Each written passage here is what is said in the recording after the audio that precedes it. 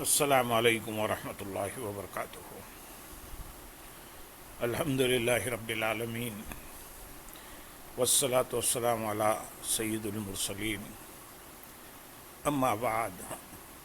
فاعوذ باللہ من الشیطان الرجیم، بسم اللہ الرحمن الرحیم۔ برادران عزیز و معزز خواتین، آج کی اس نشست میں سورۃ الشعراء کی آیت نمبر 195 سے 207 تک تمام آیات کا ترجمہ و تفسیر پیش کرنے کی سعادت حاصل کی جائے گی۔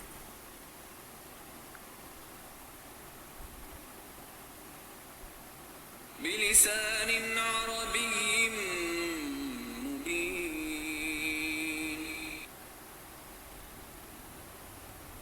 وَإِنَّهُ لَفِي زُبُرِ الْأَوَّلِينَ أَوَلَمْ يَكُنْ لَهُمْ آيَةً أَنْ يَعْلَمَهُ عُلَمَاءُ بَنِي إِسْرَائِيلَ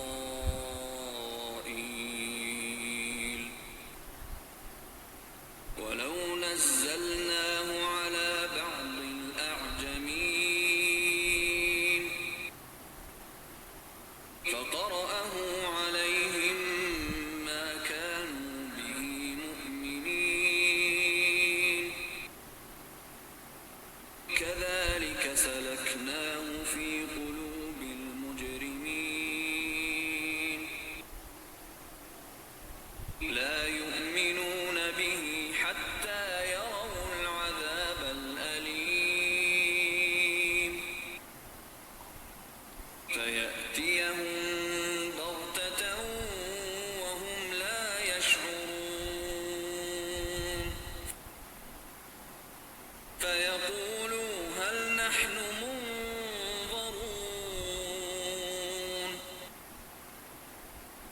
أَفَبِعَذَابِنَا يَسْتَعْجِلُونَ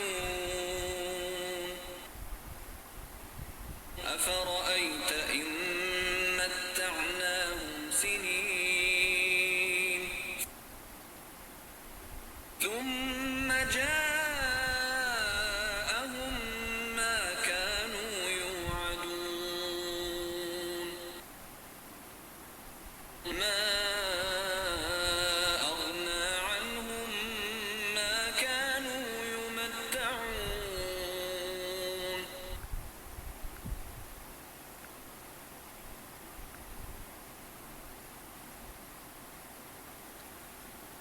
روشن عربی زبان میں، اور بے شک اس کا ذکر پہلی کتابوں میں موجود ہے، یعنی قرآن پاک کو عربی زبان میں نازل کیا، جس کے معنی ظاہر اور الفاظ کی اپنے معنی پر دلالت واضح ہے، تاکہ عرب کے رہنے والوں اور کفار قریش کے لیے کوئی عذر باقی نہ رہے، اور وہ یہ نہ کہہ سکیں کہ ہم اس کلام کو سن کر کیا کریں گے جسے ہم سمجھ ہی نہیں سکتے۔ اس آیت سے عربی زبان کی دیگر زبانوں پر فضیلت بھی ثابت ہوئی، کیونکہ اللہ تعالیٰ نے قرآن پاک کو عربی زبان میں نازل فرمایا ہے، کسی اور زبان میں نہیں۔ حضرت عبداللہ بن عباس رضی اللہ تعالیٰ عنہما سے روایت ہے، نبی اکرم صلی اللہ علیہ وسلم نے ارشاد فرمایا، 3 وجہوں سے عربوں سے محبت رکھو، کیونکہ میں عربی ہوں، قرآن عربی ہے، اور اہل جنت کی زبان بھی عربی ہے۔ حضرت فقیہ ابو لیث سمرقندی رحمۃ اللہ علیہ فرماتے ہیں، جان لو کہ عربی زبان تمام زبانوں سے افضل ہے، تو جس نے عربی زبان خود سیکھی یا کسی اور کو سکھائی اسے اجر ملے گا، کیونکہ اللہ تعالیٰ نے قرآن پاک کو عربی زبان میں نازل فرمایا ہے۔ اس آیت کی ایک تفسیر یہ ہے کہ قرآن پاک کا ذکر تمام آسمانی کتابوں میں موجود ہے، اور دوسری تفسیر یہ ہے کہ سابقہ کتابوں میں نبی کریم صلی اللہ علیہ وسلم کی نعت اور صفت مذکور ہے۔ آیت نمبر 197 میں ارشاد ہے، اور کیا یہ بات ان کے لیے نشانی نہ تھی کہ اس نبی کو بنی اسرائیل کے علماء جانتے ہیں، اور کیا یہ بات ان کے لیے نشانی نہ تھی؟ یہاں کفار مکہ پر ایک اور حجت بیان کی گئی کہ کیا یہ بات کفار مکہ کے لیے نبی اکرم صلی اللہ علیہ وسلم کی نبوت و رسالت کی صداقت پر نشانی نہ تھی کہ اس نبی کو بنی اسرائیل کے علماء اپنی کتابوں سے جانتے ہیں اور لوگوں کو ان کی خبریں دیتے ہیں؟ حضرت عبداللہ بن عباس رضی اللہ تعالیٰ عنہما فرماتے ہیں کہ اہل مکہ نے مدینے کے یہودیوں کے پاس اپنے بااعتماد بندوں کو یہ دریافت کرنے بھیجا کہ کیا نبی آخر الزماں سید کائنات محمد مصطفیٰ صلی اللہ علیہ وسلم کے بارے میں ان کی کتابوں میں کوئی خبر ہے؟ اس کا جواب یہودی علماء نے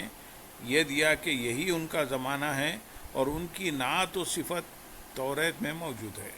یاد رہے کہ یہودی علماء میں سے حضرت عبداللہ بن سلام، ابن یامین، ثعلبہ، اسد اور اسید، یہ حضرات جنہوں نے توریت میں حضور اکرم صلی اللہ علیہ وسلم کے اوصاف پڑھے تھے، حضور اقدس صلی اللہ علیہ وسلم پر ایمان لے آئے تھے۔ آیت نمبر 198 سے لے کر 200 تک ارشاد ہے، اور اگر ہم اسے کسی غیر عربی شخص پر اتارتے پھر وہ ان کے سامنے قرآن کو پڑھتا جب بھی وہ اس پر ایمان لانے والے نہ تھے، یوں ہی ہم نے مجرموں کے دلوں میں اس قرآن کے جھٹلانے کو داخل کر دیا ہے۔ اس آیت اور اس کے بعد والی آیت کے معنی یہ ہیں کہ ہم نے یہ قرآن کریم ایک فصیح، بلیغ اور عربی نبی پر اتارا جس کی فصاحت سب اہل عرب جانتے ہیں، اور وہ جانتے ہیں کہ قرآن کریم عاجز کر دینے والا کلام ہے، اور اس کی مثل ایک صورت بنانے سے بھی پوری دنیا عاجز ہے۔ اہل کتاب کے علماء کا اتفاق ہے کہ قرآن پاک کے نزول سے پہلے اس کے نازل ہونے کی بشارت، اس نبی کی صفت ان کی کتابوں میں انہیں مل چکی ہے۔ اس سے قطعی طور پر ثابت ہوتا ہے کہ یہ نبی اللہ تعالیٰ کے بھیجے ہوئے ہیں اور یہ کتاب اس کی نازل فرمائی ہوئی ہے، اور کفار جو طرح طرح کی بیہودہ باتیں اس کتاب کے متعلق کہتے ہیں سب باطل ہیں، اور خود کفار بھی حیران ہیں کہ اس کے خلاف کیا بات کہیں، اس لیے کبھی اس کو پہلوں کی داستانیں کہتے ہیں، کبھی شعر، کبھی جادو، اور کبھی یہ کہ معاذ اللہ اس کو خود رسول اللہ صلی اللہ علیہ وسلم نے بنا لیا ہے اور اللہ تعالیٰ کی طرف اس کی غلط نسبت کر دی ہے۔ اس طرح کے بیہودہ اعتراض عناد رکھنے والا ہر حال میں کر سکتا ہے، حتیٰ کہ اگر بالفرض یہ قرآن کسی غیر عربی شخص پر نازل کیا جاتا جو عربی کی مہارت نہ رکھتا ہو، اور اس کے باوجود وہ ایسا عاجز کر دینے والا قرآن پڑھ کر سناتا، جب بھی لوگ اسی طرح کفر کرتے جس طرح انہوں نے اب کفر و انکار کیا، کیونکہ ان کے کفر و انکار کا باعث عناد ہے۔ اس سے معلوم ہوا کہ عناد حق بات کو قبول کرنے کی راہ میں بہت بڑی رکاوٹ ہے، کیونکہ جس شخص کے دل میں کسی کے بارے میں عناد بھرا ہوا ہو، وہ اس کے اعتراضات کے جتنے بھی تسلی بخش جوابات دے اور حق بات پر جتنے بھی ایک سے ایک دلائل پیش کر دے، عناد رکھنے والے کے حق میں سب بے سود ہوتے ہیں، اور عناد رکھنے والا ان سے کوئی فائدہ اٹھاتا ہے اور نہ ہی ان کی وجہ سے حق بات کو قبول کرتا ہے۔ یہی چیز ہمارے معاشرے میں بھی پائی جاتی ہے کہ ایک مرتبہ جس شخص کے بارے میں دشمنی دل میں بیٹھ جائے تو اس پر طرح طرح کے بیہودہ اعتراضات شروع کر دیے جاتے ہیں، اور وہ اپنی صداقت و صفائی پر جتنے چاہے دلائل پیش کرے، اسے ماننے پر تیار نہیں ہوتے۔ اللہ تعالیٰ ایسے لوگوں کو عقل سلیم اور ہدایت عطا فرمائے۔ کذالک، یوں ہی، یعنی ہم نے اسی طرح ان کافروں کے دلوں میں اس قرآن کے جھٹلانے کو داخل کر دیا ہے جن کا کفر اختیار کرنا اور اس پر مصر رہنا ہمارے علم میں ہے، تو ان کے لیے ہدایت کا کوئی بھی طریقہ اختیار کیا جائے کسی حال میں وہ کفر سے پلٹنے والے نہیں۔ آیت نمبر 201 سے 204 تک میں ارشاد ہے، وہ اس پر ایمان نہ لائیں گے یہاں تک کہ دردناک عذاب دیکھ لیں، تو وہ عذاب اچانک ان پر آ جائے گا اور انہیں خبر بھی نہ ہوگی، پھر کہیں گے کیا ہمیں کچھ مہلت ملے گی، تو کیا ہمارے عذاب کو جلدی مانگتے ہیں۔ وہ اس پر ایمان نہ لائیں گے۔ اس آیت اور اس کے بعد والی 2 آیات کا خلاصہ یہ ہے کہ کفار مکہ قرآن پر ایمان نہ لائیں گے یہاں تک کہ ان پر اچانک عذاب آ جائے گا اور انہیں اس کی خبر بھی نہ ہوگی، اور جب وہ عذاب کو دیکھیں گے تو حسرت زدہ ہو کر کہیں گے کیا ہمیں کچھ مہلت ملے گی، اگرچہ پلک جھپکنے کے برابر ہی صحیح، تاکہ ہم ایمان لے آئیں۔ ان سے کہا جائے گا اب تم سے عذاب مؤخر ہوگا اور نہ تمہیں کوئی مہلت ملے گی۔ تو کیا ہمارے عذاب کو،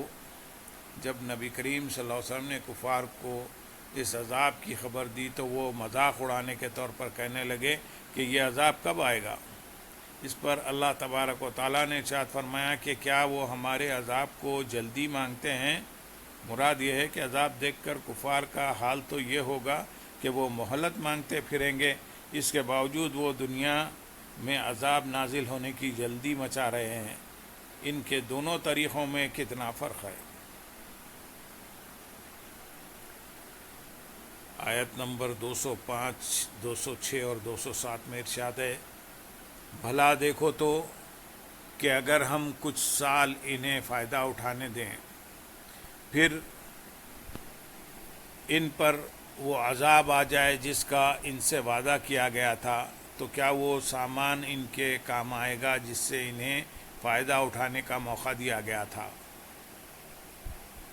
اس آیت اور اس کے بعد والی 2 آیت کا معنی یہ ہے کہ کفار کا عذاب نازل ہونے کی جلدی مچانے کا ایک سبب ان کا یہ عقیدہ ہے کہ انہیں کوئی عذاب نہیں ہوگا اور وہ ایک طویل عرصے تک امن و سلامتی کے ساتھ دنیا سے فائدہ اٹھاتے رہیں گے۔ اللہ تعالیٰ نے ارشاد فرمایا کہ ان کے عقیدے کے مطابق اگر انہیں لمبے عرصے تک دنیا سے فائدہ اٹھانے کا موقع مل جائے، اس کے بعد ان پر وہ عذاب آ جائے جس کا ان سے وعدہ کیا گیا تھا، تو اس وقت ان کی لمبی عمر اور عیش و عشرت انہیں کیا فائدہ دے گی؟ دنیا کی زندگانی اور اس کا عیش و خواہ طویل بھی ہو،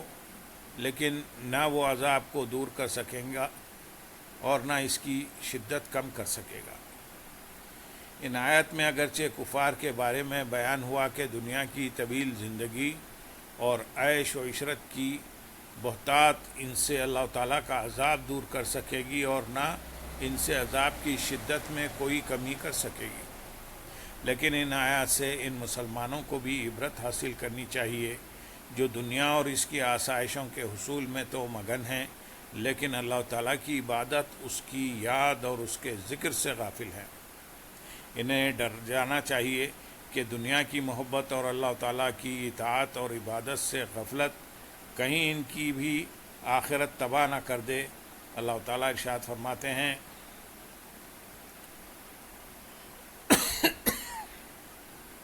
سورۃ التکاثر آیت نمبر 1 سے آیت نمبر 8 تک میں ارشاد ہے، زیادہ مال جمع کرنے کی طلب نے تمہیں غافل کر دیا یہاں تک کہ تم نے خبروں کا منہ دیکھا۔ ہاں ہاں اب جلد جان جاؤ گے، پھر یقیناً تم جلد جان جاؤ گے۔ یقیناً اگر تم یقینی علم کے ساتھ جانتے تو مال سے محبت نہ رکھتے۔ بے شک تم ضرور جہنم کو دیکھو گے، پھر بے شک تم ضرور اسے یقین کی آنکھ سے دیکھو گے، پھر بے شک ضرور اس دن تم سے نعمتوں کے متعلق پوچھا جائے گا۔ حضرت ابو موسیٰ اشعری رضی اللہ تعالیٰ عنہ سے روایت ہے، نبی اکرم صلی اللہ علیہ وسلم نے ارشاد فرمایا، جو شخص اپنی دنیا سے محبت کرتا ہے وہ اپنی آخرت کو نقصان پہنچاتا ہے، اور جو آدمی اپنی آخرت سے محبت کرتا ہے وہ اپنی دنیا کو نقصان پہنچاتا ہے، لہذا فنا ہونے والی پر باقی رہنے والی کو ترجیح دو۔ حضرت یحییٰ بن معاذ رحمۃ اللہ علیہ فرماتے ہیں، لوگوں میں سب سے زیادہ غافل شخص وہ ہے جو اپنی فانی زندگی پر مغرور رہا۔ اپنی من پسند چیزوں کی لذت میں کھویا رہا اور اپنی عادتوں کے مطابق زندگی بسر کرتا رہا، حالانکہ اللہ تعالیٰ فرماتا ہے بھلا دیکھو تو کہ اگر ہم کچھ سال انہیں فائدہ اٹھانے دیں پھر ان پر وہ عذاب آ جائے جس کا ان سے وعدہ کیا گیا تھا، تو کیا وہ سامان ان کے کام آئے گا جس سے انہیں فائدہ اٹھانے کا موقع دیا گیا تھا؟ اللہ تعالیٰ مسلمانوں کو ہدایت عطا فرمائے اور دنیا کی بجائے اپنی آخرت سے محبت کرنے کی توفیق عطا فرمائے۔ اللہم صلی علی سیدنا محمد وعلی آل سیدنا محمد وبارک وسلم، وآخر دعوانا ان الحمدللہ رب العالمین۔